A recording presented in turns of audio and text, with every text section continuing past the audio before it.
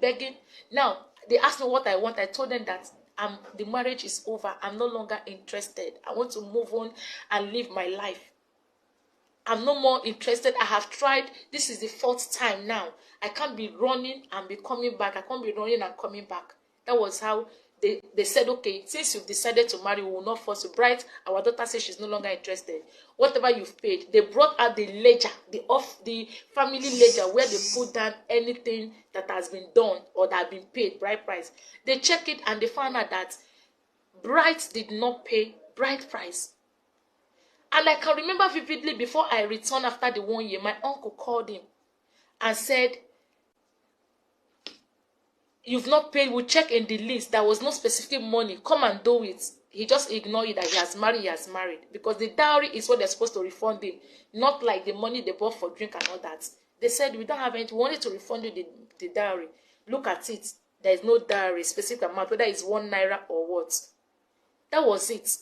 Before you know it, they told him, we would have collected the children self, but because we love you, okay, go and take care of the children. Let our daughter live. And make sure you don't come after her. He pleaded that they should give him more time to plead. They said, okay, we'll give you 2 weeks. If you're able to talk to her after 2 weeks, she accepted, then you will come back. But if she didn't accept after 2 weeks, leave her alone. If you come after her, we'll come after you. I went back to Lagos. I went back to Lagos after the meeting. I wasn't with Pastor Moses Adeyo. Pastor Moses Adeyo is living in the church premises in World Bank Assembly. There are people there. I'm living in Lagos. I wasn't living with him. I went back to Lagos to continue my life. He do call me until I blocked him. I told him, don't disturb me again. There is nothing between us. I have moved on. I will, if I want to live my life, I want to get married, whatever. He said, over his dead body would I get married. Over his dead body would I go to another man. Over his dead body. That is him for life and death, whatever. I told him, I have nothing to do with you. You don't own my life. I have my life to live. Before I came back 2 weeks ago. Even the day as I came back on Friday, he saw me on Sunday of it when he came to see the children in my mother's house. He saw me. He saw me. I wasn't in Pastor Moses' house. He said he doesn't know where I am. He saw me. And why did I said, I have nothing to do with you. If you want to take care of the children, these are our children. Take care of them. He saw me. It's my life. He dumped me in a dustbin and all that, trying to bury me. Another man picked me up and tried to give me a new life. And he just stand up to tarnish my image. He stood up to render another man, to render an innocent man's name useless. Just because he chose to identify with me. He promised me that there is no man that wants to stand for me, that he will make them miserable. And that is what he's trying to do. But my God has frustrated his counsel. I am alive today and I'm happy. I don't want to ruin my happiness. But I pray that God will forgive you. I pray you find forgiveness before God, bright. I pray that God will forgive you for tarnishing a man of God's image. You choose to tarnish his image because I choose to live. You want to dump me in the ground and I refuse. Now there are so many women out there who are dying like this. And because of what the society will say, they choose to die. If I have died in Bright's house, people will say, why didn't you talk? There are women that are dying. Why didn't you live? I choose to live. And I choose to find a new life and start a new life. And I've committed the worst crime. Because I refused to die in Bright's house. I refused to go through the same pain and torture. My children are going through so much emotional torture now because of his attitude and things he has done to them. But I don't want to put them in the picture. I didn't do this for you to believe me. I don't need your belief. I don't need your opinion. I don't need your support. But the same way you guys carry evil news to go viral in the social media, I want you to tell the world that I'm a woman that have strived to survive out of this storm for 11 good years. He knows 11 years of pain, 11 years of torture, 11 years of disgrace and humiliation, 11 years of pain, 11 years of crying at night.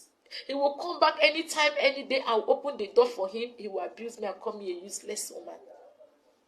All these things happen. Now the thing is, I choose to marry. I have the right to marry whoever I want to. If I found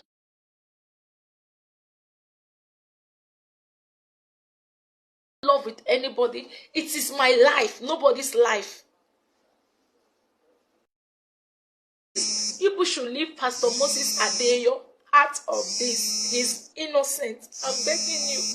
Leave the man of God out of this. Let Bright face me. People should tell Bright to come and face me. Let him come and face me. Let's talk.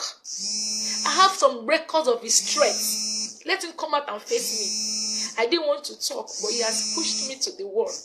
He's trying to make me to go viral as a bad woman. And lastly, before I go, everybody is sympathizing with him. He's a free man right now. As many young ladies who are desiring husbands, Bright is free. I challenge you to go and marry Bright. So many of you that have daughters and sisters, go to his page, go and marry Bright. If you're able to live with him for 3 months, then you come back to me and shook my hand. Go and marry Bright. He has his friends who knows this story. His club members know his story very well. Go and ask him what happened. Go and ask him what happened. Go and ask people that knows me. They all know. Go to Lumokrushi. There's nothing more. Go and ask about this story. I rest my case. If you're interested, you want to marry him, go ahead and marry Bright. He is there. I choose to live for life. I choose to be alive for my children. I choose to live to fulfill my destiny. I choose to be a strong woman. I don't want to talk about this. I have so many things to talk about, but I'm coming. I'm going to tell the world my story because my story is large.